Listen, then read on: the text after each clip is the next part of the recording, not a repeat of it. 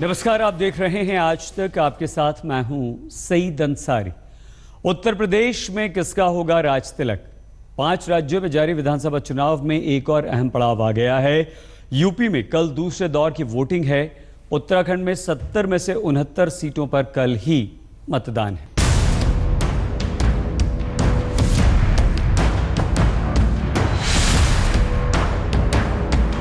दूसरे चरण में भी बीएसपी के कैंडिडेट को झमाझम वोट पड़ने वाला है। जिस उत्तर प्रदेश को देश का नंबर 1 प्रदेश होना चाहिए, वो मेरा प्रदेश सबसे बीमार प्रदेश बन गया है।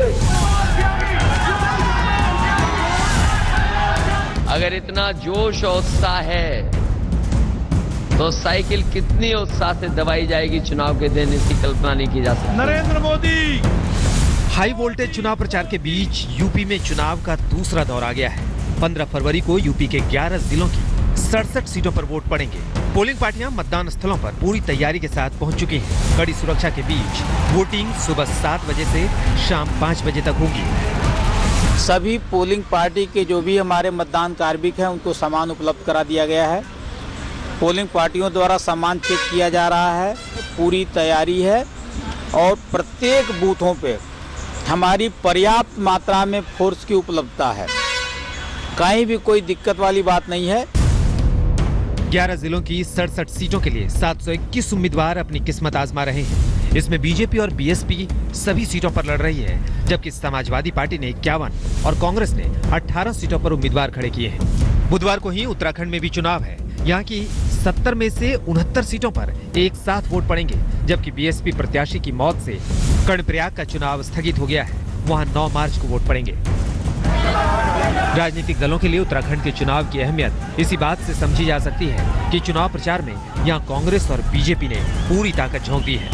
पीएम मोदी और बीजेपी अध्यक्ष अमित शाह ने करीब 1.5 दर्जन रैलियां की है, तो राजनाथ सिंह, अरुण जेटली और नितिन गडकरी भी चुनाव प्रचार में उतरे। कांग्रेस उपाध्यक्ष राहुल गांधी ने भी रोड शो कर अपना शक्ति प्रदर्शन किया। हाल के सियासी उथल-पुथल के बाद उत्तराखंड की लड़ाई दिलचस्प हो गई है। बीजेपी ने कांग्रेस के कई बागियों को उतारा है, तो दोनों दलों से कई बागी निर्दलीय प्रत्याशी के तौर पर मैदान में उतरकर समीकरण बिगाड़ने की कोशिश में है। माना जा रहा है कि जब 11 मार्च को नतीजे आएंगे तो उत्तराखंड में सरकार गठन में इन बागियों का अहम रोल होगा। आज तक ब्यूरो। और आइए अब हम आपको जल्दी से बताएं उत्तर प्रदेश और उत्तराखंड में कहां-कहां चुनाव हो रहे हैं। देखिए, सबसे पहले हम बात उत्तर प्रदेश की करें।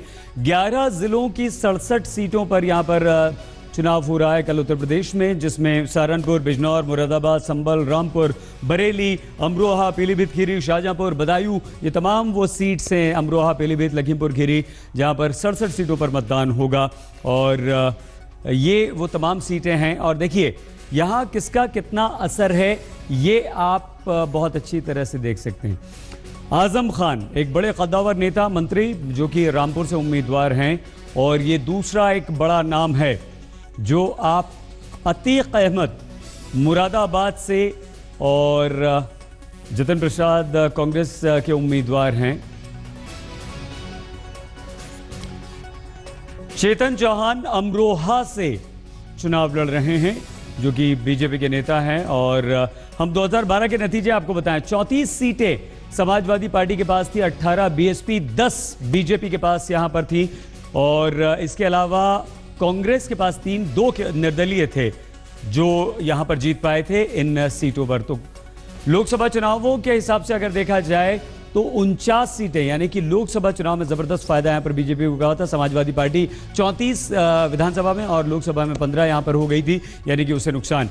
कांग्रेस 2 सीटों पर और पिछली बार 3, यानी कि नुकसान यहां भी था। अब जल्दी से उत्तराखंड की अगर हम बात करें तो उत्तराखंड में 70 में से 69 सीटों पर कल वोट डाले जा रहे हैं। एक प्रत्याशी की मृत्यु की वजह से एक सीट पर चुनाव स्थगित कर दिया गया है, जो कि मार्च में होगा, 9 मार्च को।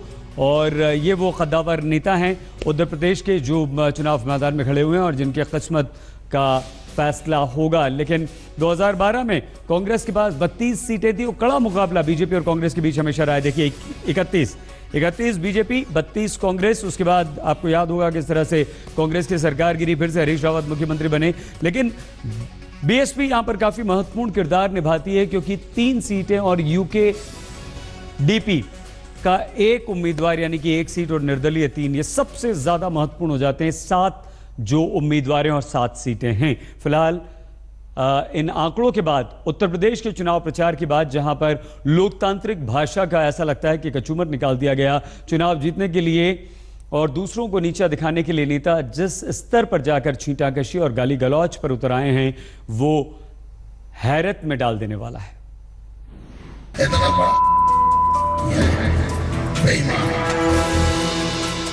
भाषाई मर्यादा के नाम पर उपदेश देने वाले नेताओं का शब्दों की लठमार सियासत में स्वागत है। जरा देखिए यहाँ भाषा की मर्यादा कैसे मारी जाती है।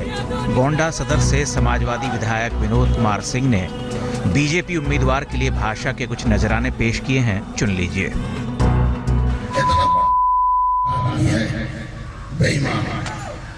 क्यों बनाई है? अपने चाचा के सारी जमीन अपने लड़का के नाम, अपने मेहरारू नाम लिखाई थी, अपने भाई नाम नहीं लिखाई थी। इतना बड़ा गिरा आदमी है। इधर कानपुर में चुनाव प्रचार करने पहुंचे शिवराज सिंह चौहान ने आजम खान की भाषा में ऐसी बदबू सूंघ ली कि उनके नहाने तक की नौबत आ गई। दूसरी तरफ आजम साहब है, मैं उनका ज्यादा नाम नहीं लेता, स्नान करना पड़ता उनका नाम लेने का। क्या सरकार चल रही है उत्तर प्रदेश में? बस्ती में चुनाव प्रचार कर रहे समाजवादी नेता और मंत्री रामकरण आर्य ने कांग्रेस से गठबंधन की वजह बताई और लोकतंत्र के देवता दानवों की गिनती कराते हुए प्रधानमंत्री को राक्षस कह दिया। बिना कांग्रेस की भी सरकार बना सकता था, लेकिन बहुत बड़े राक्षस को मारने के लिए हम छोटे छोटे शैतान को इकट्ठा किए कि ये अगर महान राक्षस आ जाएगा तो इस मुल्क में और प्रदेश में खून खराबा कर देगा। प्रतापगढ़ में सदर प्रत्याशी संगम लाल गुप्ता के लिए प्रचार करने पहुंची अनुप्रिया पटेल ने राहुल और अखिलेश में मौसेरे भाई की रिश्तेदारी खोज ली और पहले उनकी विशेषता बतलाने का विशेषण भी लगाया। एक कहावत सुनी थी मैंने, आपने भी सुनी होगी, चोर चोर। तो भैया एक ने लूटा देश को और दूसरे ने प्रदेश को लूटा, तो 2 लुटेरे एक साथ आए हैं। तो यूपी को ये बात पसंद है क्या? इतने से भी जी नहीं भरा तो भिखमंगों की सरकार की संज्ञा भी दे दी। भिखमंगी सोच के भिखमंगे लोग ये उत्तर प्रदेश की जनता को क्या देंगे? ये सोच के भिखमंगे लोग, इनकी सोच है कि हम लोगों को वोट खरीद दें। 1 किलो घी, 1 किलो दूध का पैसा, एक प्रेशर कुकर, ये है तुम्हारे वोट की कीमत। अमरोहा से नौगांवा में चुनाव प्रचार कर रहे संजीव बालियान ने अखिलेश यादव को चेतन चौहान के साथ दौड़ लगाने की चुनौती दी। बाकी बोटी बोटी करने से लेकर सिर को धड़ में घुसेड़ने और तमाम दूसरी धमकियां भी लोकतांत्रिक मर्यादा के मैदान में बिजली की तरह चमक रही हैं। गाली और अपशब्दों की कौन पूछे, वो तो हर श्रृंगार की तरह नेताओं के मुंह से झर रहे हैं। आज तक ब्यूरो। सपना तो था मुख्यमंत्री बनने का, लेकिन अब जाना पड़ रहा है जेल। शशिकला की राजनीतिक महत्वाकांक्षा पर सुप्रीम कोर्ट के एक फैसले से गहरी मार पड़ी है, लेकिन खुद मुख्यमंत्री न बन पाने से तिलमिलाई शशिकला ने एक ऐसा फैसला कर लिया जिससे पन्नीर सेल्वम का काम बिगड़ गया। अम्मा के सपनों को साकार करने चिन्नम्मा सामने आई थी। विधायकों ने नेता भी चुन लिया, लेकिन सुप्रीम कोर्ट के फैसले ने शशिकला के सपनों के महल को पल भर में जमींदोज कर दिया। सुप्रीम कोर्ट ने कर्नाटक हाई कोर्ट के फैसले को पलटते हुए आय से अधिक संपत्ति के मामले में शशिकला को दोषी करार दिया है। उन्हें 4 साल की सजा सुनाई गई है। जनप्रतिनिधित्व कानून के तहत अब 4 साल सजा काटने के बाद 6 साल तक वो चुनाव नहीं लड़ पाएंगी, यानी उनके राजनीतिक भविष्य पर 10 साल तक के लिए ग्रहण लग गया है। सुप्रीम कोर्ट के इस फैसले के बाद फिलहाल शशिकला तमिलनाडु की मुख्यमंत्री नहीं बन पाएंगी। शशिकला और बाकी के 2 दोषियों के पास पुनर्विचार याचिका का रास्ता खुला है। तमिलनाडु की सियासत में ये अभूतपूर्व घटना है। विधायक दल का नेता चुने जाने के बाद शशिकला शपथ के लिए राज्यपाल के न्योते का इंतजार कर रही थी, लेकिन अब जेल की सलाखें उनका इंतजार कर रही हैं। It's an excellent verdict and Shashikala and her family have been long deserving this because they were cheating on Madam Jayalalitha. सिंहासन का सपना तो चकनाचूर हो गया, लेकिन शशिकला ने फिर भी बगावत करने वाले कार्यवाहक सीएम पन्नीर सेल्वम के सामने हथियार नहीं डाले। उल्टा उन्होंने विधायक दल की बैठक कर पन्नीर सेल्वम और उनके 20 समर्थकों को पार्टी से बाहर कर दिया।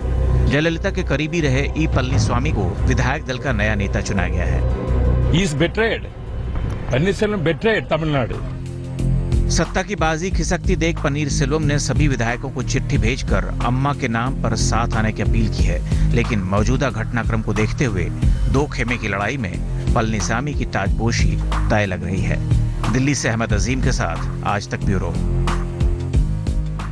मध्य प्रदेश में पिछले हफ्ते एटीएस ने पाकिस्तानी खुफिया एजेंसी आईएसआई के लिए जासूसी के आरोप में जिन 11 लोगों को गिरफ्तार किया था, उनमें से 2 बीजेपी से जुड़े हुए हैं। बीजेपी से तार जुड़े होने की बात सामने आई है। ध्रुव सक्सेना के बारे में खुलासा तो पहले ही हो चुका है, अब बलराम सिंह के बारे में नई जानकारी सामने आई है।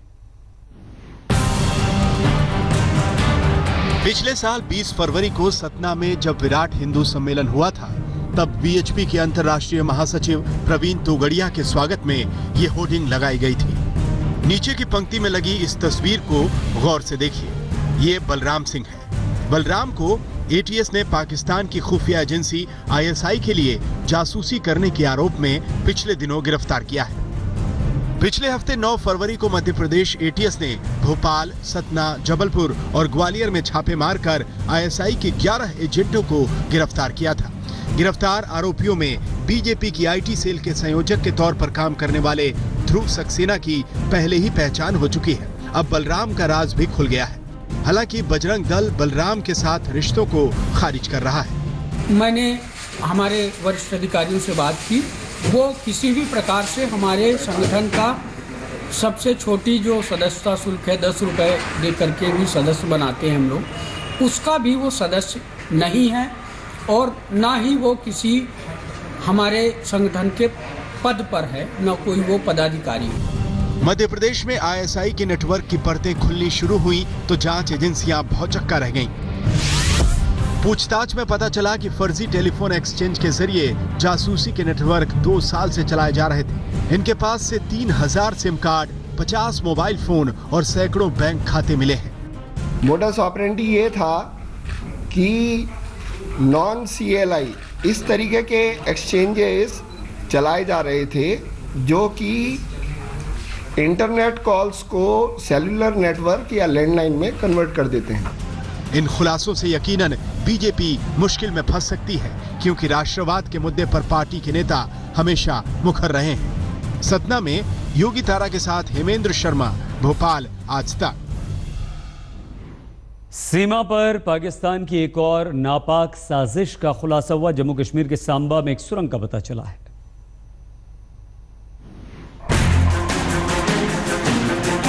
ये पाकिस्तान की नापाक साजिशों का सुरंग है। जम्मू के सांबा सेक्टर के रामगढ़ इलाके में इस सुरंग का पता बीएसएफ को सोमवार को तब चला जब बीएसएफ के जवान सीमा पर तारबंदी से पाकिस्तान की ओर पड़ने वाले अपने इलाके में एंटी टनल एक्सरसाइज कर रहे थे। सुरंग की लंबाई करीब 20 मीटर है, जबकि चौड़ाई और ऊंचाई करीब 2.5 फीट है। हमने उसकी और जांच की तो मालूम पड़ा कि वो अभी तक जो टनल है वो खुदाई के प्रोसेस में थी और वो आगे नहीं बढ़ पाई, और उसको हमने बिफोर ये आगे टनल और खुदती उसके पहले हमारे जो अलर्ट ग्रुप्स ने उसको डिटेक्ट किया और जो एक कोई पॉसिबल इन्फिल्ट्रेशन अटेम्प्ट आने वाले समय में हो सकता था उसको फॉइल किया। पाकिस्तान रेंजर्स की चौकी और वॉच टावर से महज 300 मीटर की दूरी से सुरंग की खुदाई की गई। इससे जाहिर है कि पाक रेंजर्स की निगरानी में सारा काम हुआ। गौरतलब है कि बीएसएफ ने पिछले साल 29 नवंबर को सांबा सेक्टर में बाबा चमलियाल बॉर्डर आउटपोस्ट के पास एक ऐसी ही सुरंग का पता लगाया था, जिससे 3 हथियारबंद आतंकवादी घुसपैठ कर रहे थे, जिन्हें लंबे एनकाउंटर के बाद 30 नवंबर को मार गिराया गया था। अश्विनी कुमार, जम्मू, आज तक।